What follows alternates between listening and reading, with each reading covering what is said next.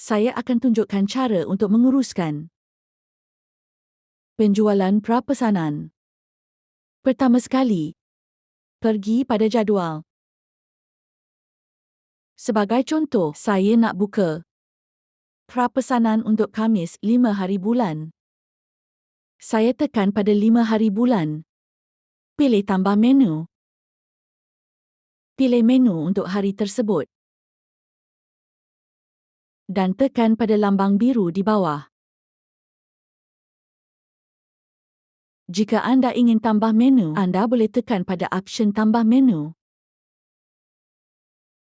Anda juga boleh untuk menutup prapesanan. Ikut masa anda. Pergi pada 3 baris di bahagian bawah. Pilih akhir tempahan pesanan.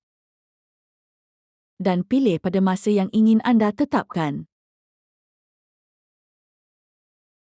Jadi pada hari sebelum itu, ibu bapa boleh membuat prapesanan pada aplikasi e-kupon. Dan mereka akan lihat menu yang tersedia pada hari Khamis.